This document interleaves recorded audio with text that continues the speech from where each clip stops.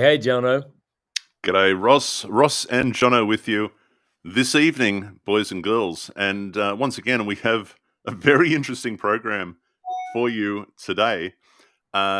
We last week we talked about Tel Lachish. Before we get into what we talked about, Tel Lachish is a tell in Israel, ancient site, rich in biblical significance. We have been there on the Tanakh tour, and just for the dear viewers, we still have room on the Tanakh tour. We would love for you to join us. TanakhTours.com is the website. Look, Tanakh I'm gonna Tours. I'm gonna go ahead and put that up, Jono, and let's leave that up for a minute. By the way, There it is. we talked about last week the possibility that we might go to Tel Lachish again. I We asked may. you if we could put that on the itinerary, and we're Mm, considering that. we're considering it. And I got a note from Jeff Arnold, and he said thumbs up, like he really would like to do that. So, Yep. hey, man, that's 2 votes at least. Yeah. So Yeah. we got We're to think looking at it. about We're looking at it to see if we have an ever evolving itinerary, and we may go there. We were certainly enthused to return upon the news that we reported last week, Ross. Yep. This week, but we may go there. But we have been there, and it was funny. Just the other day, I picked up a. I remembered a photo from when we were there, 2019, of me having picked up a little. I think it was like a little Hello Kitty, an ancient Hello Kitty artifact, proving that such things existed even way back when, thousands of years ago. It wasn't actually tested to see whether it was authentic, but I'm pretty sure it was. Well, Jonah, let me just say, I think your guess is as good as the IAA's right now. I mean, what do you this, think? Yes or this is no? what this is what we're going to talk about. What we were talking about last week was the fact that a piece of pottery was picked up in Tel Lachish.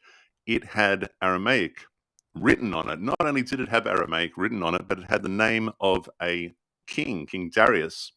Yep. Not only did it have the name of the king, but it had a date on it as well that indicated which Darius we were talking about, as you pointed out last week. It was an exciting find, and it was unbelievable that you would find a piece of pottery lying around at Lachish that would have this kind of information on it. Yep. And those that stumbled upon this, and by the way, when we were there, this is exactly what we were doing. We're walking and we're combing the ground looking for interesting pieces of pottery. You never know what Um, you're going to find in Israel. I mean, you you never really know what never know. you never know. We have, picked up some very interesting things, when we've been over there at some of the sites. And Tel Lachish was one where once you start, you can't really stop. You just start walking around. You're walking around like this, and and it's always fun to sort of pick up a piece of pottery and go, makes a whether there's pottery everywhere in Israel, and particularly these tells. G'day, Timothy, and Hello, Timothy. And Dave, even by if the there's way, nothing Dave's written here. on it. G'day, Dave. There he is. Dave Tyler. Even if there's nothing written on it or anything, it makes a nice little souvenir. But those who are heavily invested in the study of such tells did stumble upon this piece of pottery, and they were wowed by it, as they should be. They took it to the authorities that be and say, test this, check this out. This is just an amazing find if this thing is real. And they did so. And by all reports, Ross, this was authentic. This was quite ancient, and it was set to have a prominent place in the Israel Museum, no doubt. Not anymore. Wait. Go ahead. Before you go into not anymore, let me try to do this, Jonah. We're trying to Mhm. step up our game here. I'm going to try to share my screen, and let's see if I can show a quick video. This is one of the pieces of information that we looked at together just before we went live, because this was last week. This was fresh off the press, and if I can do this video, it's about a 4-minute video. Let's watch it, Put because I out don't think I by have the watched IA. this. So put this on. I'd Okay. like to watch it. All Go. right. Let's see if I can do this. Mhm. Here we go. And Yeah. מחזיק פה כתובת מלפני 2,500 שנה, שכתוב עליה בכתב ארמי, שנת 24 דריווש.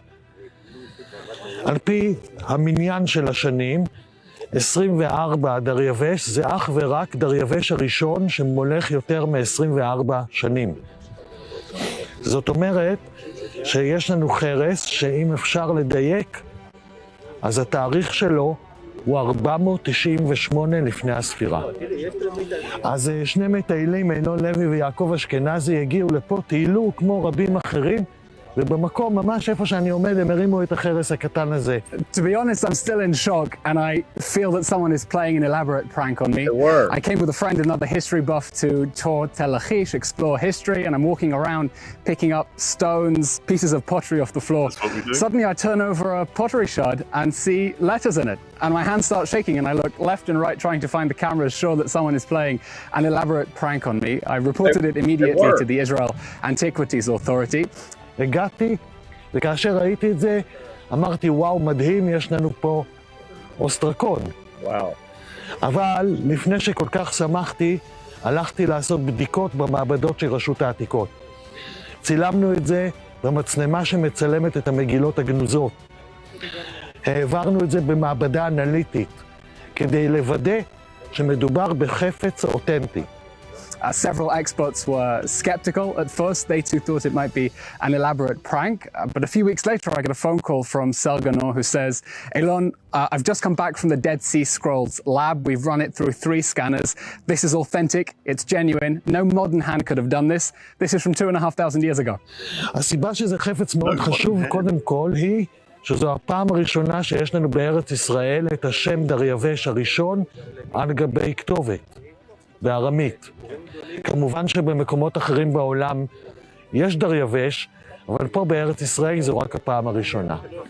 הדבר השני, זה מעיד שיש לנו במקום שאני עומד עדות ליישוב ולמנהל אדמיניסטרציה בתקופה הפרסית בשנת 498.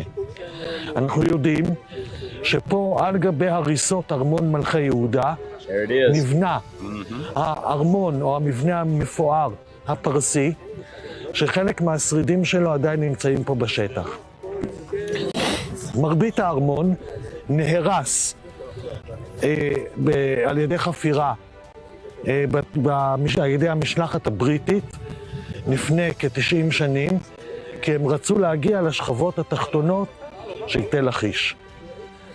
החפץ הזה, הכתובת הזו, היא בעצם כתובת קטנה ששימשה בתוך מחסן, פה בתוך הארמון, כאשר המקומיים העלו מיסים אל הממלכה בפרס, המיסים נאספו פה בארמון, והדבר הזה הוא מעין פתק מנהלי או ברקוד של אותו מחסן של העת העתיקה. האוסטרקון נמצא על פני השטח, פה, במקרה, לפני כמה שבועות, ובהתחלה חשבו שזה זיוף, פורג'רי, אבל שלחו לי את זה לקריאה, והקריאה הייתה ברורה, שנת 24, דריווש. אמרתי, יש חלקים שקצת מכוסים עם פטינה ועם מלח, שישלחו את זה לניקוי. שלחו את זה לניקוי, יצא עוד מספר אחד, ועוד איזה זנב של אות, והקריאה היא בטוחה. שנת 24 לדריווש יכול להיות רק דריווש הראשון, וזה שנת 598-7. I feel incredibly privileged to have contributed my small part to world history, the study of world history, and I only hope that the Ostracon ends up in a museum so that the public can see it instead of getting stored away in some Indiana Jones warehouse. That's great. You know what? It should be in a museum as an example. As an example, I think it should be in a museum. So it's an interesting thing that he says that he picked it up and he turns it over, which means that the inscription was face down on the ground. Yep. And it was there for perhaps about 6 months. I think it was August that she did this. And we'll talk about who she is in a minute. Now let me give a little bit more detail. I've learned a little bit more. Mm-hmm. First of all, I'm currently looking. I want to know a little bit more about this foreign scholar who made this. You know, I picked up a piece of pottery that I had here in my office, and I just kind of scratched, an ancient letter on it, and Mhm. I mean, I know how to form the letters, but this you can see from the photographs. In fact, I have one. Let me pull that up while I tell part of Yeah, this go ahead. story. But one of the things, it's not so easy to make something look so real. Look at this. I mean, so this is just a piece of pottery. It's scratched in. Now, what's so interesting? By the way, this is when the announcement first came out, and of course, I went online and I looked everywhere to make sure I was looking at reputable. This is from Haaretz, but Mm, Haaretz is quoting the IAA and telling the story that we basically just heard. yeah, So, yeah. when All the experts yeah, that's concluded right. that this is the real deal. This is Yeah, the side that was face down, obviously, on the ground for almost 6 months, and the weather, after a few, falls of rain and, yeah, hot sun and so on and so forth, uh, just brought this inscription into its environment, basically, yeah, and made it appear as if it had been there for a very, very long time. They right. take it and then they clean it, and it raises a lot of questions that we will get to, Ross. But you were saying, Yeah. So what's interesting is I didn't identify this female scholar yet, but she's not Israeli. She's working there on the site. She is an archaeologist, from what I've read. But this mm, was done sometime in August, as you said, tossed on the ground, not really, or left behind, is what they say. This young guy is there to tour in December, so it's been there 6 months, face down most likely the whole time, unless somebody kicked it. We don't know all these details, mm, but it's probably rained a couple of times at Lachish, and it's picked it up. So what really gets me, though, is this goes in December. It was put there in August. It's found in December.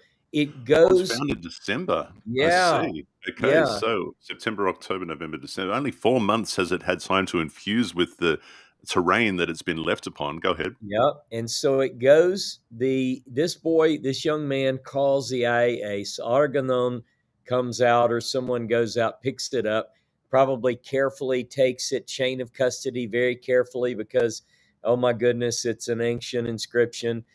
They bring it to the lab. You heard him say it was weeks went by, Mm, which we have to presume that it's going through testing, because he says he spoke to Saar Ganon, and Saar tells him, we put it through 3 scans, 3. Mm. 3 scans at the lab. All And a right. cleaning. They they And a, they subjected it to a cleaning and then 3 scans, and so the que now we don't know. We yeah, don't know the science of this, right. but it raises questions like, well, if it has been face down and it's been infused with its environment, and it appears that the inscription is as ancient as its external surface of the pottery, and then they clean it. What are they cleaning off? And is that really the giveaway? I mean, I don't know. These are questions that we have. And then, what are these 3 scans? And what really are the criteria by which they declare these things to be genuine or forgery? Right. How accurate can they be? Because the Dead Sea Scrolls lab is no small thing, Ross. I mean, this is Yeah, you the would think it's a big deal. it's a Yeah. big deal, and they got it wrong. Now it is it's a little bit funny. Yeah. The archaeologist who was demonstrating to her students, with this piece of pottery that she picked up, and the piece of pottery probably is quite ancient in and of itself. Oh, no doubt. I don't doubt that. But for her, I have to say, for her to go, well, that's the demonstration, and just toss it on the ground, and Yeah. not to occur to her that someone might pick that up and go, is a little bit. I really do wonder if you know. And so again, we went live in all good faith last week, and we Oh, talked about this incredible discovery. We talked about Darius, and which Darius is it? And we pointed out that according to them, in other words, they said the 24th year of Darius, so it's got to be Darius the First. And if Mhm. it is Darius the First, and we can accurately date his reign, and we can, it puts it at 498, 497 BCE. Mm. So when Sa'ar Ganon holds it up to the camera and he says, this is a 2,500-year-old piece of pottery, he, in good faith, is saying the same thing. But I have to say that this whole event has knocked me back on my heels for the whole week. And the reason is because the way you kicked us off, Jonah, when you said something happened that changed from being authentic to not, and it's this confession. Let me share my screen one more time, because what I want to do now is pull up the Israel Antiquities Authority statement. This isn't a video, but it is what they said. Here we go. And there's no audio there, so I'll just pull this up. Mhm. And do you want me to read that? Yeah, man, if you don't mind, just All right. quickly read through that. The Israel Antiquities Authority would like to inform the public that this inscription, bearing the name of Darius the Great, is not authentic. Following the publication of an expert who participated in the Tel Lachish expedition last August, contacted the Israel Antiquities Authority. She is one of few researchers specializing in ancient Aramaic inscriptions, and admitted, demonstrating to a group of students the manner in which sherds were inscribed in ancient times. My understanding, by the way, Ross, is that she did this with a nail file. Yeah, I don't know. In By the ancient times. way, let's Yeah. just, I'm sure our audience is very well educated, but this is called, it's referred to as an ostrakhan. All right, go ahead. That inscribed She then left the sherd on the site, and therein lies the problem, which led to the erroneous identification. She was questioned and said this was done unintentionally and without malice. The IAA, it's pretty funny. The IAA takes full responsibility, Ross, for the unfortunate event. Professor Gideon Avni, the IAA's chief scientist, explained, quote, the sherd was examined by Dr. Haggai Miskav, a leading researcher of ancient Aramaic script, and Saur Ganor, an archaeologist studying the site of Tel Lachish and its region. However, as it turns out, the find does not bear an ancient inscription. As an institution that strives for the scientific truth, Ross, we are committed, he says, to correcting the mistake that was made by making it known to the public. In terms of the ethical and scientific practices, we see this as a very severe occurrence. It really is a very severe occurrence. It is. Yeah. Goes on saying, leaving the newly inscribed sherd on the site was careless. It And was a little bit funny. And goes on to say, and led to the mistake done by researchers and distorted the scientific truth. Such cases in archaeological research are very few. That's end quote. Go ahead. I'm just going to write down distorted. Read that again. Distorted the scientific truth. There you go. Distorted the scientific truth. Yeah. It continues. The event illustrates the dangers of adding modern scripts on ancient artifacts, a phenomena which troubles the entire scientific community for many years. On top of the paleographic examination of the sherd by an experienced epigraphist, the sherd was examined by various laboratories, Ross, and found to be ancient. This once again proves that only finds discovered in controlled archaeological excavation should be considered 100% authentic. All other finds should raise questions regarding their authenticity. As a result of this unfortunate occurrence, the Israeli Antiquities Authority will refresh proper procedures and policies with all foreign expeditions working in the country. Well, there you go. All right, 1 second. Simpson, good day, mate. Okay, now, Jono, here, he said, wasn't it Patrick, SpongeBob friend? Not. Oh, it might have been. It might have been a sponge, but it was in the thing that I picked up at Tel Lachish in 2019 off this ancient tell. Was some sort of a starfish thing. You can see the photo. I don't know if you can pull that up, but it was kind of funny. But Hello from Brookings Harbor, Oregon. there you go. Look, Go Jono, I ahead. have to say, I agree. First of all, the IAA did the right thing by coming forward immediately. The next day, Gideon comes forward and he says, look, there's been a terrible mistake. That which we just said was authentic is not authentic. But then this is where it gets a little sketchy to me. All right. Yeah. Go ahead. Everything, because you and I have a responsibility, I believe, and I think I'm speaking on behalf of both of us, to really investigate something before we come forward with it. We're, even in my book, The Moses Scroll, I've become convinced of certain things, but I was very fair in my book. I presented all sides and basically gave it to the reader and said, what do you think? Here's all the evidence. And of course, there are people who said, I still think it's a fake. There are people who said, I'm with you, Ross. I think it's real. All right. So in this case, what really kind of gets my attention, it's blown me away all week, is that you take this ostracon and you do the right thing. The young man did the right thing, calls the IAA. Yep. The IAA comes and gets it. They put it through all these tests to determine whether it's real or not. Okay. Now, all this is notwithstanding as far as you should really only feel a little bit better if something is found in a controlled archaeological dig, if it's discovered in situ, something lying on the ground.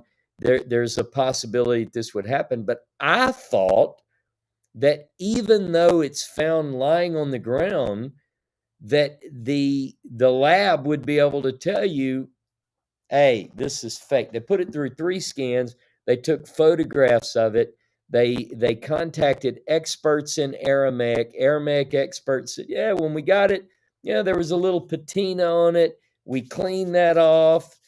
Now, what is patina? It's this coating that's over there. So now forgers can fake this. If you remember sometime back, evidently, Ross, this is my point. All you need to do to fake it is just to leave it in its environment face down for 4 months. Yeah, maybe so. I mean, Patina, go ahead. At least to fool this lab. Now, this is really troubling in a lot of respects. Now, a lot of people would say, they shouldn't have rushed to judgment. They should have let epigraphers look at it. Well, guess what? They did. They did. They didn't just rush it. They didn't say, give me that, young man. Holy smoke, that's real. Call in the cameras from Biblical Archaeology Review. We're going to make a quick video. No, they sent it to a secure lab. They did all the testing, and they did get a epigrapher to look at it who said, yeah, it's real. Yeah, had a little patina. This is what really troubles me. What are they looking for? So I thought about this and I got on, I'm not an expert. I don't claim to be an expert, and I'm not making fun of experts, but I do have some questions, and I have some important questions that should demand an answer. So my first question was this: Jono, how do you tell the difference between true and false, between real and fake? I mean, that's a pretty damn important question when you're talking about antiquities. I mean, it can't just be a 50-50 guess. No, it can't be. And an occurrence like this, Ross, by the way, as you point out, it really does, knock you for a 6 and go, what just happened? And as a result, as you're considering this, you think, what is the procedure? How exactly do they? What are these tests? What? And I did that as well. And as I asked myself these questions, I realized I have no answers for this. I don't have any real know-how in this field, and I don't know exactly what the tests are and how they apply them and what they're looking for and all that sort of stuff. Yeah. But now I really want to know, and I wouldn't be surprised if you've done a little bit of digging. I have done a little bit of digging. Right. but some of what I learned is not so comforting. Now, let me kind of interrupt myself. One of the Mhm. reasons this is important for me is I'm working very closely with you, with the Tylers, even Dr. Tabor to a certain extent, on research right now dealing with what is called the Moabitica. You and I did a really good video. I watched it the other day, and I never watch our videos because we're too busy. We make them, we put them up. But We were this one, there. Yeah, we don't have to watch them again. I had edited, and it was about the Moabitica scandal. Well, that Right. happens to be the name of the book that I'm working on. And in short, the Moabitica is a name that was given to a large collection of objects that were purportedly brought from the land of Moab after the discovery of the Moabite stone. And by the Mm. way, the Moabite stone was discovered lying face up on the ground, not too dissimilar to this Darius inscription. Right. The only difference is it was in 1868 in August again, 1868. It was Yeah. shown to Frederick Klein, Mhm. this minister who happened to be traveling around the country in Transjordan at the time with an Arab guide. That wasn't, Divine. even though it was at the ancient tell of Dibon, Mm. it's lying out on the ground. All right. So, of course, we have different standards now in archaeology, and there would be some, by the way, then and even now, some do suggest that that may be fake too. But that's a whole Right. nother discussion. That's a different discussion. But your point is that that did kick off a real interest and a All right. rush to find Yeah, more. I mean, this is just one of the greatest archaeological discoveries ever made, and it's a fascinating story that you touch on in the book, The Moses Scroll, and it did kick off the rush to find more. What else is there in the land of Moab? Buried in the sand that we haven't that's seen. right. We would love to get, and then all of a sudden, in what 2 or 3 shipments, I think, of what is regarded as the Moabitica Right. pottery that is purported to have been produced, thousands of years ago in the biblical era, comes through the shop of Moses Shapira, and he That's right. gets a buyer. The Prussians say, we want this for ourselves. We want this in our museum. Whatever you've got, give it to us now. And he says to them, listen, you guys are the experts. You need to look at this stuff because I'm not even sure that all of this is genuine. I don't know that it's That's right. thousands of And years very old. few people point that out, but he did say that. Yeah. He did say that, and they said, "Shut up and take our money." That's Yeah. basically what they said, That's right. and he's like, "All right, so here is it. It's all." Now it was Claremont Ganneau, right, that came in and said, Yeah. "Ha ha, it's fake. You guys, you It just spent was all this money." now, believe me, I'm in the middle of all this. There was a book written too by Couch and Sokin, who most people know Emil Couch is the guy from Jacinius Hebrew Lexicon. I mean, these are the giants of the day. Mm, And they wrote a book condemning the Moabitica. Claremont Ganneau is usually the one who gets the hat tip, is the one who revealed this fake. And Claremont Ganneau, I'm taking nothing away from the guy. Everything that I've read says he is absolutely brilliant. In fact, one of the things that he said I think is very apropos. Listen to this. He says, this is a quote from Claremont Ganneau, dated 11 November 1876. Get this. The unfortunate history of the Moabite pottery teaches us to be doubly careful in the future with regard to Semitic antiquities. Are you listening, mhm, IAA?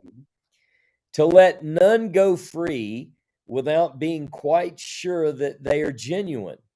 Might it not even be well now, after what has happened, to turn a skeptical eye on the past and ascertain whether by chance some fraudulent pieces have not crept in among antiquities whose claims to admission have hitherto never been disputed?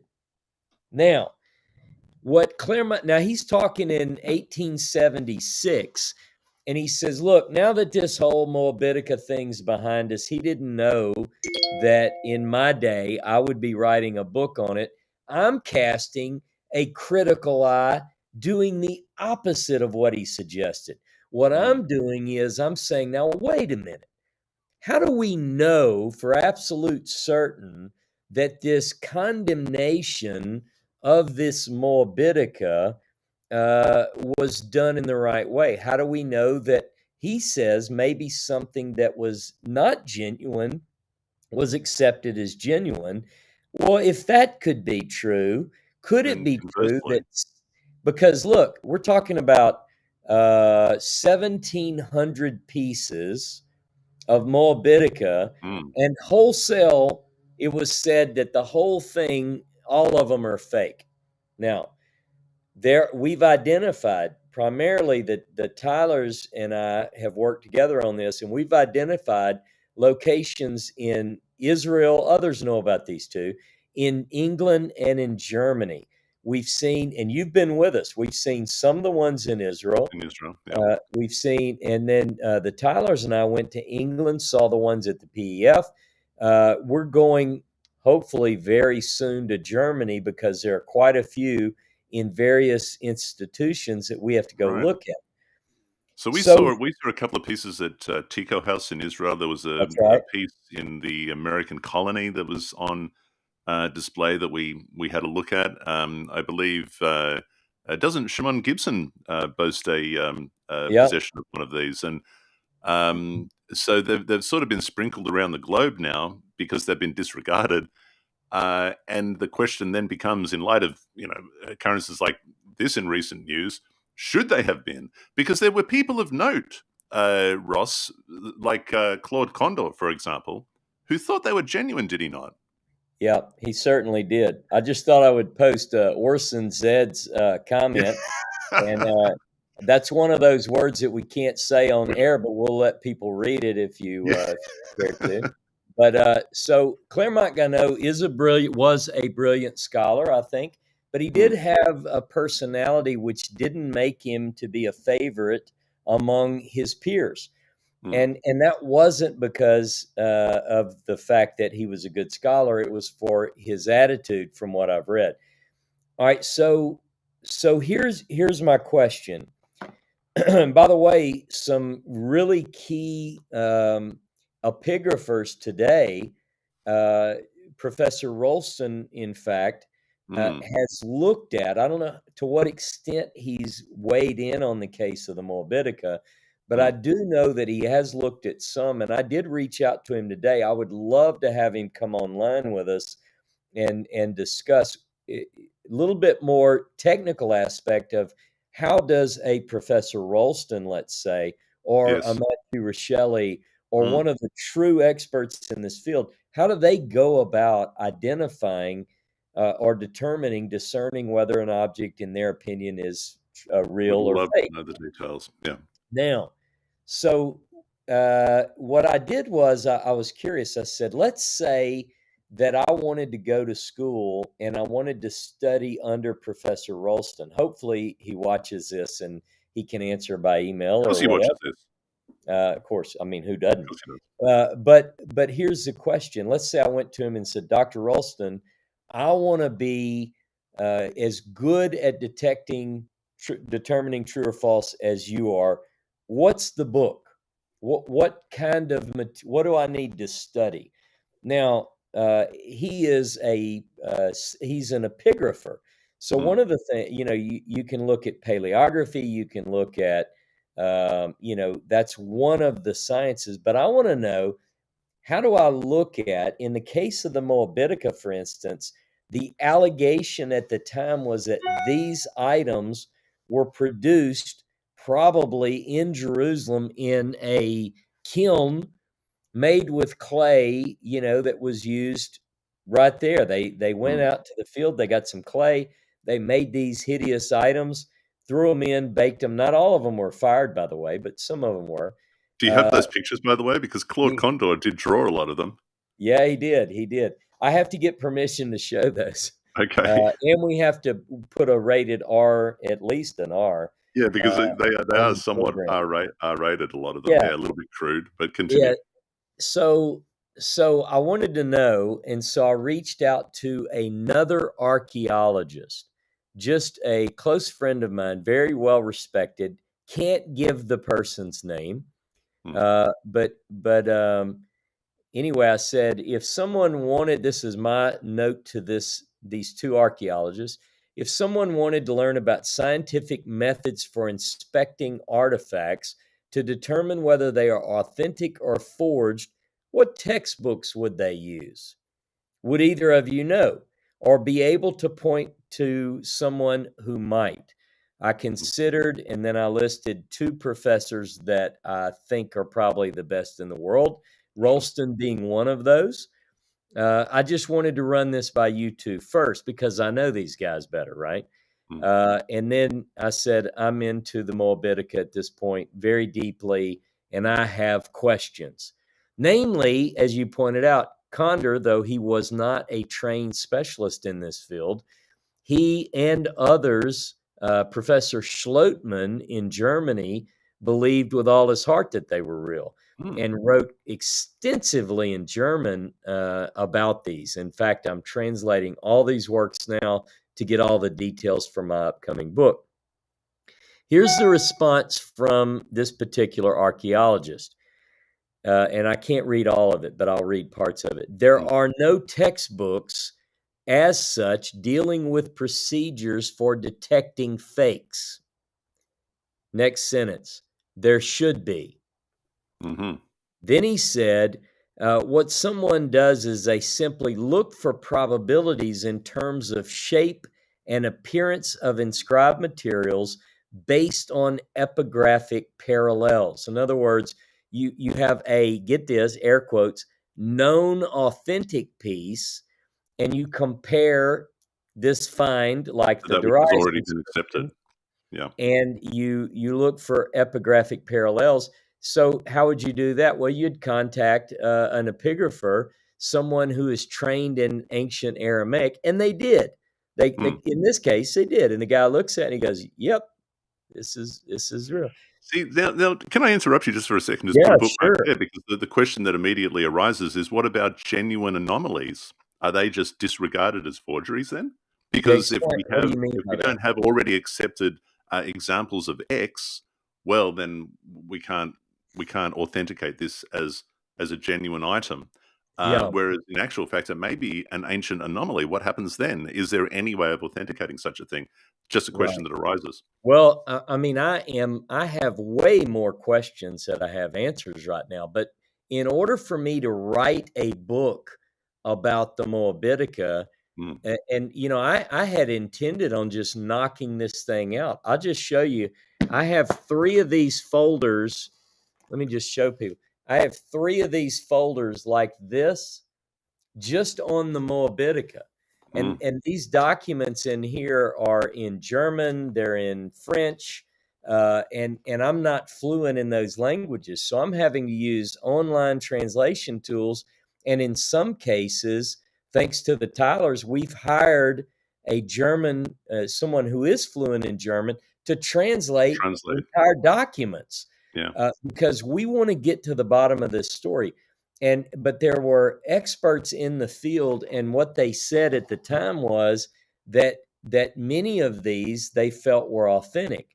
Mm, But even Shapira says, I believe that initially some of these were authentic, but as the demand rose, the Germans had been beat out of the Mesha Stela, so mm. they said to Shapira, go get more, go get more. Yeah. Everything you can find, we're buying. Yeah. So here's my hunch. My hunch is that Shapira goes to Salim Al-Kari and he says, hey, Salim, look, the Prussians said that everything you can get, Lay your they hands can on. buy. And he Mm. goes, okay. I can All lay right. my hands on a lot. Hey, Now that's the impression that we got. Yeah. Okay. Now, so we've had questions about Salim Al Kari, and we can yep, talk about him some other time, because he's a yep, fascinating character, and I don't doubt he's going to feature heavily in your latest book.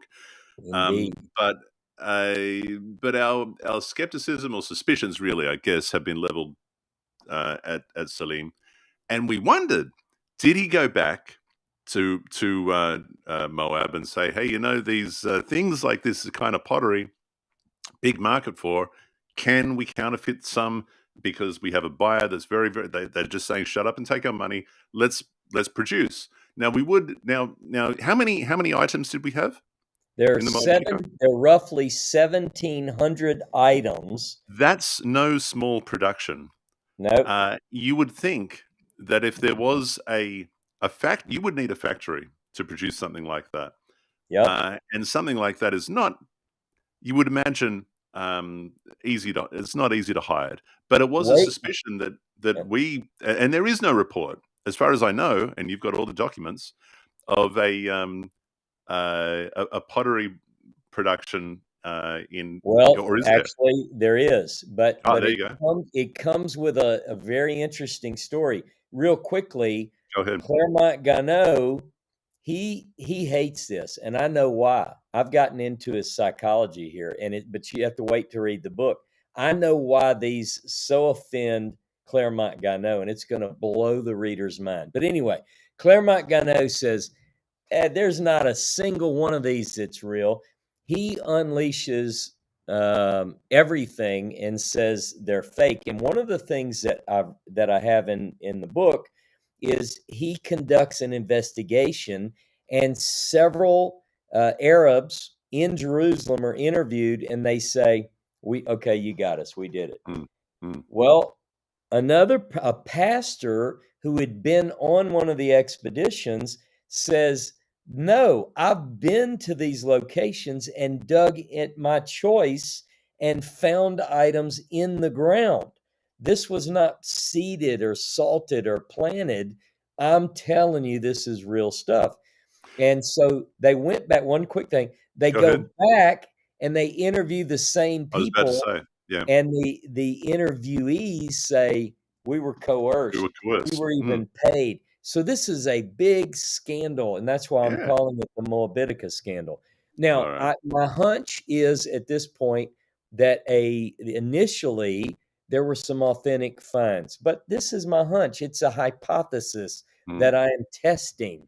But then later the more were brought in. Yeah. Well, okay, but see, the latest news of this this piece of pottery that has turned out to be not authentic.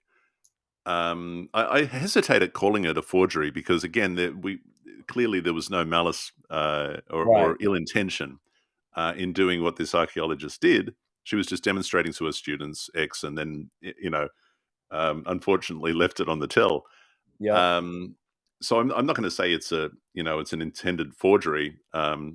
But it clearly is not authentic. But it does throw into question, at least. Okay, so now you're suspicious. Your suspicion is that, yes, there were some forgeries. Yes, there probably was a production of let's make more and we'll make the money. Yeah. But the question does become, how much of it was authentic? Was there much more that were authentic than we originally speculated? And how much that was authentic has been disregarded? Are some of those pieces actually on display, and are they actually, should they belong in a museum rather than a hotel? Well, and actually, this is what's cool about it. Some of these are already in museums, but they're stored away in the basement in Germany. Yeah. Now, I've got to figure out a way to fund these trips, by the way, and that's one of the reasons. If I was just a self-made millionaire and didn't need money, I'd never ask for it. But that's one of the reasons I started the Patreon. I want to go and film some of these things and actually interview and get people to test them. Look, I don't have a dog. Let me interrupt. Have you got that link, by the way, the Patreon link? Because not only do we need you to be funded to go and find these, there it is. Okay, there you go, boys and girls. So you can click on that. You can become a member of Ross's Patreon. There are benefits to each level that you subscribe to. It's well worth doing, because not only does Ross need to go and in search of these Moabitica that are not in display, buried somewhere in the vaults of various museums, but he also needs to buy the Sassoon Codex, which is about $50 million. Yeah, and the time's running out on that, by the way. Time's But running out. look, so let gotta raise me say, I want to go and I want to look at these, but I want to go. I want to be totally transparent with this. I'm not writing a book to prove. Let me make sure people understand this. The Moabitica scandal is not to prove a hypothesis. It is to test a hypothesis and to reveal the results of that hypothesis being tested through the pages of the book. But I have to go where these are, and it's one thing to go and look at them. I took photographs with them, but I'm not an expert. Professor Rolston is an expert. Rochelle's an expert. Some of these guys, we may have to pay these guys to get them to go to. I don't know. We may have to put them. We would have sent them to the IAA lab, but I'm not so sure anymore. No, I'm sorry. I shouldn't have said that. No, but you get my point. They have to be tested. Now, so one of the interesting things that happened is not too long ago, I've never gotten the hang of Twitter. I'm too busy to really keep up and follow it. But I happened to look at Twitter one day, and I happened to be following the PEF. I love the Palestine Exploration Fund, particularly the 19th century PEF archives is what I really like. And I happen to like Felicity Cobbing, who is the current director.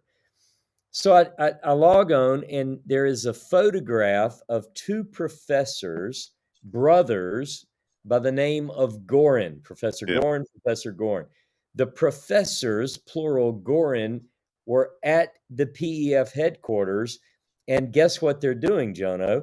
They're examining the same pieces of Moabitica that I looked at, and I said, whoa, what are they doing? Now, I immediately wrote a comment on Twitter and said, I'm very interested in the results of their study.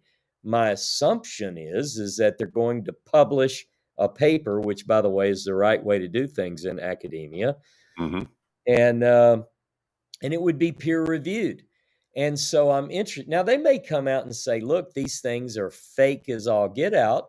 But who knows? But my question is, what in the hell are they looking for? What are they doing? What are they is the process? testing? What kind of What test is the process? are they Now, this looking brings us back to, well, I was just going to say, because I think I interrupted you. Did you finish you were quoting from an email from a here we go. known archaeologist that, and you asked him these questions and you gave us the first point. Now, and then the second is, there are many laboratory experts. Gorin is one of them. Now, I have to interrupt my reading one more time. The scholar who's writing me here, when I went to the Albright and gave my lecture, I gave several scholars a copy of my paper on Shapira, Schick, and the Siloam inscription, because I wanted them to read my paper and give me feedback. That feedback could have been, Jono, Ross, don't quit your day job. You're not an expert. Leave this to the big boys. But they all said it's a very good paper. In fact, this scholar said, would you please forward it, get this, to Professors Gorin, both professors. By the way, would you please send them a copy of the Moses scroll? They are very into Shapira at this point, and I want them to read your book. So I did that. Now, to my knowledge, shipment to Israel from St. Francisville takes a few weeks. So I don't even know if they've gotten the book. I doubt they've gotten the book, but they did get the article. Now, this scholar is telling me you might want to check with Gorin.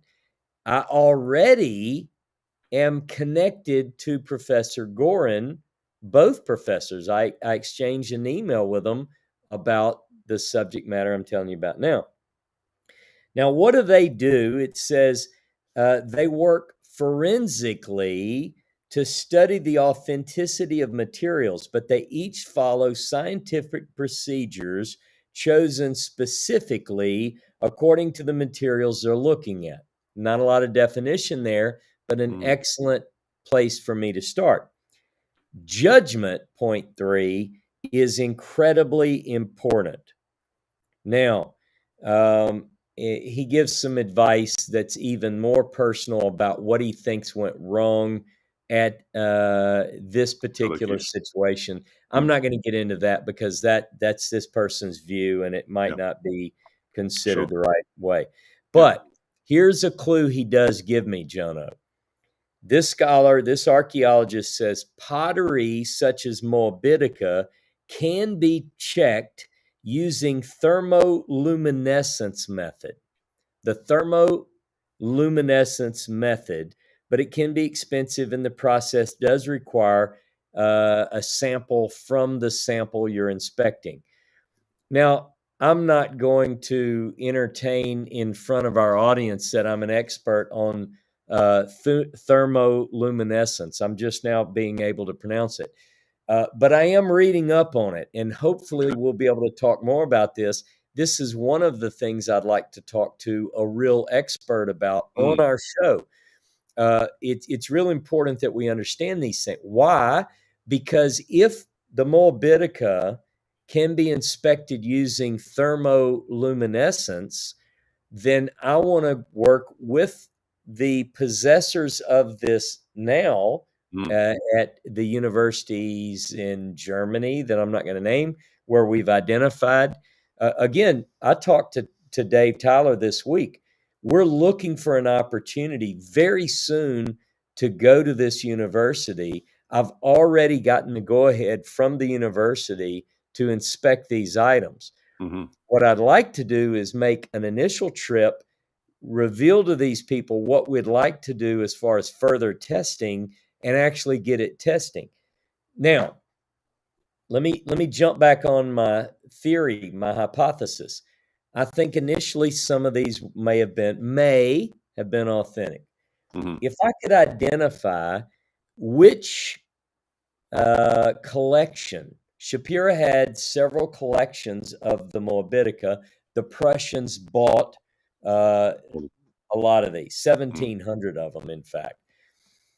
But I have to identify which collection they belong to. If my theory is right, and the first collection has more of a probability that it's authentic or that it contains authentic pieces, then I have to identify, is this piece in such and such museum belonging to collection 1, collection 2?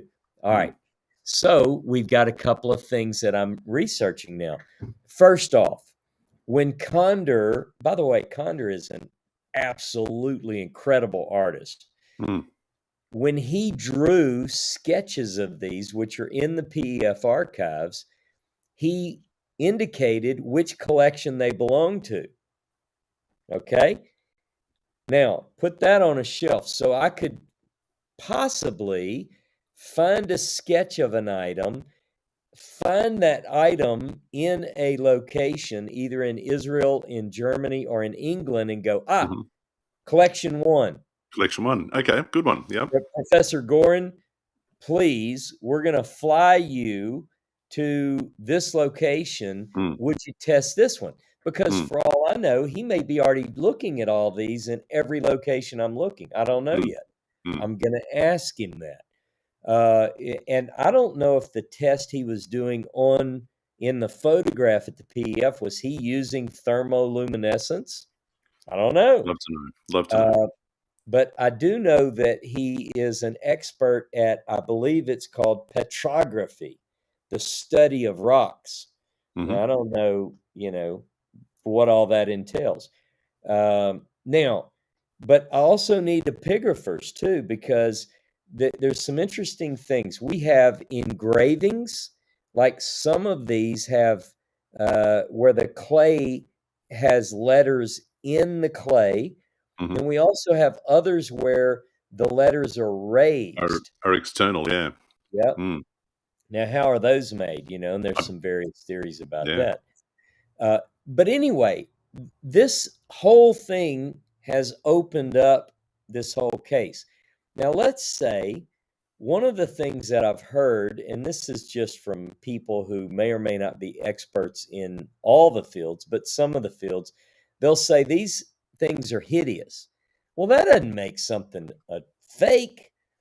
I mean, when we went into the museum in Jordan, there's some ugly clay terracotta type figurines that are Mm. considered to be, they've been Oh, authenticated, whatever that yeah. means, at 5,000 years old. Mm. They're ugly as They're ugly as sin, and I photographed those specifically with the Moabitica in mind, and with what you're saying, because they just seemed like prime examples of things that have been declared authentic that are shocking to yeah, look at, as shocking as some of these pieces that Condor drew. yeah. So yeah, and most certainly we were privy to view some of these at not just the museum in Amman. But where were we? We were at the was it the Palace Museum Oh yeah, that yeah, James yeah. told us that we should definitely go The to, and it was a the good call that we it's did. the older archaeology museum. It's Museum. the Mm. older Jordanian museum Mm. that we went to and we saw. There's some So good pieces there. the question remains, and hopefully some of our experts who listen and watch our show are going to say, "Man, guys, you know nothing. Let me come on, and I'll be happy to tell your audience about this. Here's how That'd be you great. know." Now, Mm. so I think that in my mind, you, I've always kind of had this idea. If we find, for instance, and we're looking, by the way, we are looking hard at all the evidence to find the Shapira manuscript strips. If we find those, please God, those are going to require scientific testing, and that Mm. scientific testing with scrolls is pretty. I think it's pretty solid. You're going Mm. to look at the epigraphy. You're going to look at the leather. You can do DNA testing. You can do carbon dating. You can do all the testing that they did to the Dead Sea Scrolls. Now, Mm. remember, there were at the time of the discovery of the Dead Sea Scrolls in 46, 47, there were experts at the time who said those are fake. Mm. They've got to be fake. And then the evidence, science ultimately caught up and said, so there are going to be things they're going to look for in the with the Shapira scrolls, if and when we find it, where they look at the ink composition. How is it made? Is that ink similar to the ink that we find on the Qumran scrolls, or whatever? Mhm. Uh, and but again, my impression was that if only scientific testing can be done, you have to trust the science. We learned this with COVID. Everybody said, trust the science, trust the science, trust, and I know that's a debatable topic. But again, you get in your head the science, but in the case of the Darius inscription, Mm. it goes to a lab. Guess what kind of lab that is, Jonah? It's a scientific lab.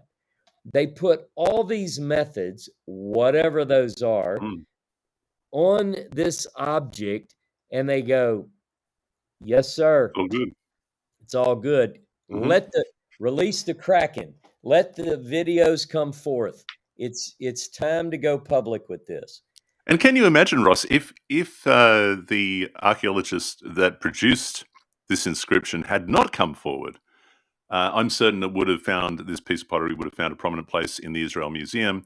We would have taken people there on tour and said, "Behold, the Darius inscription," and it would just have found its place in history, and that would have been that, and no one would have questioned it going forward. Maybe, Yeah. and it makes me wonder if if a bunch of school kids might carry this prank and just go to various tells and start scratching things on pottery and just throwing them on the ground. I Yeah. mean, so Well, yeah, they're I going to have to be more rigorous. I love again, I love Claremont Ganot's warning. And so I wrote my own warning. Hmm. And this is my quote. It's modeled off of Ganot's warning. Here it is. The unfortunate outcome of the Darius inscription teaches us to be doubly careful in the future concerning Semitic antiquities. You see, I'm playing out, it's almost exact. Mm-hmm. After what has happened, might it not even be well now to turn a skeptical eye on the past and ascertain whether some authentic pieces have been dismissed as forgeries by chance? Ross K. Nichols, 7 March 2023. I really think, to me, I'm not suggesting, Jono, that we can't trust the science here. I'm saying I don't know what that science is, but I have to assume that the IAA does. The IAA took full responsibility. Good for them.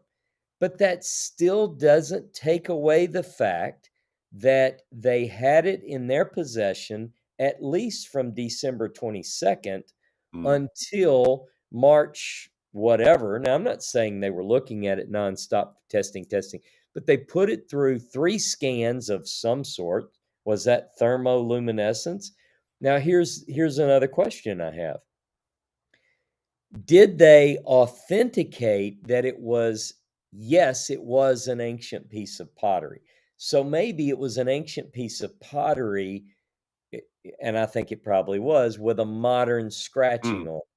If it's a modern scratching, an inscription, making it an ostracon, whether it's fake or real, then I guess you have to say, well, does it have patina that we would expect? Well, the guy that was interviewed said, there's a little patina and we cleaned it off. How much is enough? I mean, now my mind says, well, how do I know what's real and what's not? I mean, really, think about it. I mean, it throws into question a lot of things, but I'm no expert. Now, I'm not even saying that as a lay person, an independent researcher, that I'll ever be able to have an opinion worthy of entering into the fray. But you can bet your bottom dollar, make sure I say that right, that I am going to read everything I can find on this as recommended by scholars who are the experts. And I mean, that's how you learn, you read. But in the case of the Moabitica, I want skeptics. I want people who say the whole thing is fake. I'm going to say, yeah, really? Well, have you considered this? What about Drake? Does Drake in the 1870s, does he have an opinion worthy of consideration? Condor? I don't know. Maybe. What about Schlotman? I've got every book of his translated now, and I'm reading carefully through them. There are questions that even I have about some of these. Here's one example. You can learn to read Paleo Hebrew, right? I mean, it's a fun game. If you can read Hebrew and you know the characters, you can simply convert those to modern Hebrew characters and you can read it. And that's what I've done on some of these cases. So I found a lot of these inscriptions from the Moabitica, and I played with it. And I said, well, this isn't even a word, right? Well, Schlotman was working with these like a word puzzle on the Sunday morning paper. He's trying to make sense out of them. And I'm thinking, come on, Schlotman. Well, he took a major hit because of his approval or acceptance of the authenticity of the Moabitic. It jeopardized a lot of people's impression of him. In fact, there were debates in German journals about Schlotman because other scholars, Couch Soken, some of these other guys are saying, no, they're fake. Big debate. All of this is going to be in the book, but people can they can read about that when it's done. But again, I want to get these things tested. I would love at the conclusion of this book to say either some of these are authentic, some of them aren't. Again, one of the impressions of Shapira is he's not qualified, and by the way, he says that. He says, look, I want your experts to look at it. But let me tell you about that. He's got a little bit of false humility there, because he for sure was the first one to read the Siloam inscription, Mhm. the first one to interpret that correctly. Correctly. I Mhm. prove that. There's no Yep. doubt in my mind. Professor Ronnie Reich is now using my research in his book on Mm. Siloam and saying he learned that from my research. Mm. So if your argument against Shapira is he's just some backwater Jew who doesn't know anything, who just owns a shop and peddles antiquities that might be fake, well, let's start raising his reputation. Mm. He Because it beat deserves to be all raised. Yeah. Neubauer. Neubauer didn't know what it meant. Schick didn't know what it meant. Conder didn't know what it meant. Gutta didn't know what it meant. All of these top scholars, turns out, Archibald Sayce didn't know what it meant. He gets all the glory and credit, but Yeah. it's Shapira. So if Shapira's right about Siloam, if Shapira was right that some of these were authentic, then you start chipping away and you go, now let's look back at that scroll that he said he Mm. found. Mm. Maybe, you see my point. Mm. Now, Absolutely. if all of this took place in the 19th century, and let's say some scholars of repute today would go, yeah, but Ross, we have scientific labs now. The IAA can tell you right away if it's fake or not. Oh, can they really now? Yeah. Can they? Can Yeah. they? Because I'd like to believe that. I'd like to Yeah. shout amen from the back pew. Mm. But I'm not so sure anymore, Jono. Well, we had faith in them. We reported on it last week, having faith in the experts, and we reported that this is the conclusion that they've come to. And why should we question that? Evidently, there is room for questioning and speculation based on the current news. So, maybe we should still go to Tel Lachish this Yep, year in November on our Tanakh tour and say this is where the fake inscription was found. yep, Um, pick up a piece of pottery. yep. So Make a Dave nice Tyler little says, souvenir. anecdotal, look how a person's handwriting changes in their lifetime. Mm, A lot of times these paleographers will look at a handwriting or look at the letter form and say, we're absolutely certain that this particular letter form dates to this period. And how do they know that? Because they have charts of letters and they're experts at this. They truly are. But mm, let me give you one example of something that, because I'm not just looking at the Moabitica. Part of the book is going to include the Siloam inscription. It's a lot to tackle. This is going to be much bigger project than the Moses scroll ever mm. was. And I'm having to learn as I go in a lot of cases. But don't worry, dear readers, you don't have to depend on my expertise. I'm going to the experts. My job is to bring the expert opinions to you and to me. But one of the things that I'm looking at is the Siloam inscription. And by the way, we're still waiting on Gershon We're s Galil, Professor we're still Galil. waiting on Galil. He and Unbelievable. Eli Shukran, but Mm, again, both of these guys are great scholars. mhm. But they're putting out a book sometime this year on new Is it inscriptions. is it gonna Okay, be sometime this year? I mean, that's what I hear. this is driving me mad. I mean, That's what speaking I of hear. authenticating inscriptions, Ross, and Yep, and they're saying that they've found, numerous, inscriptions, and we're waiting for those to be five. 5 5, 5 lengthy, in the water. lengthy.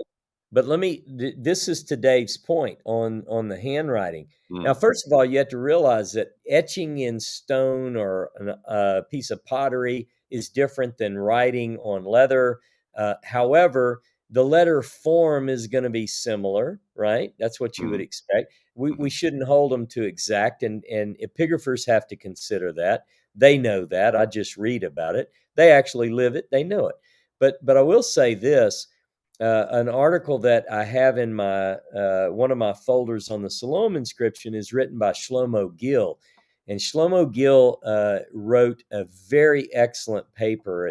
I think it's 50 or so pages on mm, the tunnel system at yeah, Siloam. And one of the things that he says about the inscription, he recently, not real recently, but not too long ago, he published an article on the letter Aleph as it appears in the Siloam inscription. And a lot of people were quick to date the Siloam inscription to Hezekiah's time, to the 8th century BCE. But Shlomo Gil put forth a very good argument to me that says the letter Aleph, as it appears in Siloam inscription, is more closely resembles a period that we would know as the Hashmonean period. Well, that changes a lot. Doesn't it? And in fact, I've got a lot to say about Siloam inscription in the book as well. But again, to Dave's point, when I write my notes, and I still handwrite, I don't type my notes. I always write it out with paper. And do you know that if I start a word with a lowercase a, I use one form. If the I don't know why I do this, I just do it. And if the letter A, lowercase, appears in a medial form, I draw it differently. No one ever taught me that. In fact, my old handwriting teachers would probably say, "Why are you doing that, Ross? Stick with one." But I it's just the always thing you do it. do, right? And my handwriting, I have notes in my file cabinets that go back 35 years now. I mean, I have handwritten notes on the rapture, for God's sake. And I mean, I do. And if you pull those out, and I encourage people to do this someday, go read my notes. You'd have fun. It shows an evolution in my faith and all that. But my handwriting has changed drastically in the past few decades. And that's the case with others as well. Yeah, and probably most people can claim that, which is why I mentioned earlier on, what of scribal anomalies that that haven't been spotted before are not part of this pool of evidence that they're already comparing to. Are they written off as something that can't be authenticated or indeed as forgeries? And I guess that's partially what Dave is alluding to there. But subjective science, lol, says Timothy. Yeah. What I'd love to do, though, is I really want to bring the experts to the table. Now, here's what happened. When I wrote the Moses Scroll, I did not know Edan Dershowitz, never heard of him. Of course, he never heard of me either, obviously, and most people have never heard of me, and most people haven't heard of me even now. But the point is that I didn't know that he had written a book saying that the what he calls the valediction of Moses was an ancient and authentic document, and he has certain evidences that he brings to the table from his skill set that proves that. Now, but what I did in my book was and I prayed about this literally, that God would somehow bring an academic to read my book and consider bringing their talents and skills to the question, because I admitted I'm no expert, but by God, I have gone through every newspaper article. I've followed the entire thing through, and it sure looks to me like the Shapira scrolls were not given a fair shake, particularly post Qumran. Clearly. Now you had what happened because of Edan's work, as you know.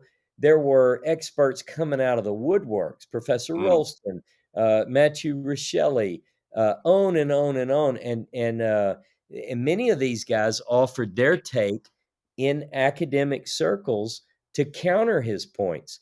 But you also had people of equal skill sets, I guess, from looking at their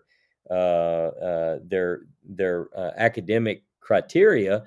You have people like Benjamin Sass in Israel, who says the epigraphy, at least in concerning the letter Yod, absolutely proves that this Weighs in favor because of the letter form wasn't known in the 1800s. Anyway, on and on and on. But what I want to do is call forth the experts and say, here's my best run at it. I've photographed these.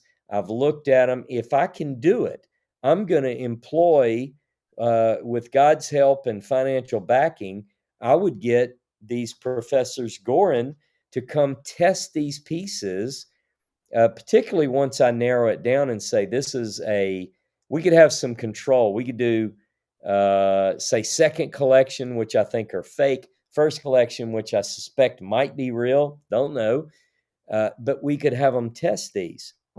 Now, one other thing that I'd like to bring up without going into too much detail, now I'm working closely, or I would at least consider Don Dershowitz and our associates. We're friends. We communicate with email and so forth. And he's busy. He's doing his own thing, but he certainly has been very helpful. He knows that I'm writing a book on the Moabitica. So he found in his research, get this, Jono, a book written by Shapira in a library that has a list of all of the Moabitica, a lot of the Moabitica, let's say, and it describes it. Little girl with a moon on her head, paleo letters, and then he'll write in paleo what that is. Now, what I have got to do in front of me, part of my research is I've got to now, because I have that book, by the way, we got it. We got a copy of it. I've got to find, and I'm making this up, little girl with a star on her head with this inscription. And let's say I'm in Germany a month from now, and I find that little girl, I can go, oh, look, it's one of That belongs Conder's to drawings. X collection. Yeah. Yep, it's one of Brilliant. Conder's drawings from collection 1. It's that. It's in Shapira's book on page whatever. And Professor Gorin, please, can you come if we get you a ticket? You see? You see how this is going to go down. Yep. Very scientific. So I am not being critical of the scientific method. I admittedly don't know it. I will learn it to the best of my ability and present it to the readers. And hopefully apply it. That's right. Now, what you and I have got before us, and I know we've been going for a while, but what I would like to say before we close is I would like to, and I plan on this week, messaging some of the experts who are out there who might be able to help us understand and help our viewers understand what do you do? What are the processes that we put an inscription through or a Moabite article? What would we do? Because I think that's what we really have to, we want people to know what are they, and maybe they can help us recover some of our faith in the process. Yeah. Because right now I'm a little bit skeptical. And fairly so, Ross, fairly so. Recent events have created room for skepticism, and I think that's a healthy thing. So fascinating current events sparking this conversation. And I'm glad that we've had the opportunity to talk extensively on it. This is really good. So once again, the Tanakh Tour, we still have room. Less room on the Egypt-Jordan leg of the Tanakh Tour this year. That's filling very, very quickly. If you want to join us on that one, you need to put your deposit down and secure your place very quickly. A little bit more room on the Israel Tour, but again, second leg running back-to-back of the Tanakh Tour. I heard from a couple who are going on the tour today who told me that 2 of their friends are thinking about going on the whole tour with us as well. Again, ideally, if someone can afford the time off and the package price, do the whole thing with us. Do Egypt, Jordan, which is one leg. We would call that the Egypt-Jordan tour. It's going to be fascinating. Not only are we going to see the pyramids, the Sphinx, we're going to go to the great museums in Cairo. We're going to take a Nile cruise. A Nile cruise. Nile cruise. We're going to see all sorts of We're going to go to traditional Sinai at St. Catherine's. We're going to cross the Gulf of Aqaba into Jordan. That's right. We're going to go to Petra. We may go to Wadi Rum. We're going to Mount Nebo. We're going to the Wadi Mujib. You better believe that. Absolutely. So it's going to be huge. And if you do sign up to both legs of the tour, you will get a $100 combination discount. If you sign up to Ross's Patreon page on a certain level, you'll get another $100 discount. That's right. So that is there. Check that out. Where is that little link? There it is up there. Okay. Yeah. All right, scan Yeah, that. I think this is a really what we're doing today. It's and I did put a slight caveat last week. We did say we're waiting on the second shoe to drop. I was waiting when this announcement came out from the IAA. You Hmm. can always depend on Professor Ralston. He finds the time, man. He is Yeah, quick. He's you on mentioned it. that And last he's week. Yeah. so Hmm. I thought maybe he or someone else in his capacity would jump on it, but he didn't. Whether Didn't he have to. wanted to or not, he didn't even have time. The IEA the next day said, "Oh, I'm sorry, it was fake." What? What? So, but anyway, we've got a lot going on, and one of the things, we're talking about the Moabite stone, we're talking about the Siloam inscription. On these tours, you're going to the You're going to those locations where places. Yeah. these We're going places. to the Tel Deban. Yeah. That's right, and we're gonna We're go going to the city of through David. some of us are gonna Hmm. go through the Siloam Tunnel, where you'll Hmm. see exactly where it was carved out of the rock. I even know who carved it out of the rock. It's in the book. There you go. Anyway, hey, man, look, I just want people to know we're doing the best we can to give them cutting edge. If we can bring in top scholars on our stream, we're happy to do that as well. In fact, Mm. that's my goal this week is to Hmm. bring in a guest if we can, and if not this week, whenever their schedule allows. And See if we we can make we that just happen. yeah, we're gonna try. We're gonna try. Good Jono, it's stuff. always a pleasure talking to you, man. Great to have you, my friend, and we will be back this time next week. And who knows, Ross? Who knows what we're going to be reporting on in this regard? I mean, think there it is. Oh, is this the olive that you? Does that look like an ancient Look, olive on there? that absolutely looks genuine And to me. it's I think this is a real piece of pottery There you here. go. Yeah, there it is. This time next week, dear viewers, and we will see you then. Take care.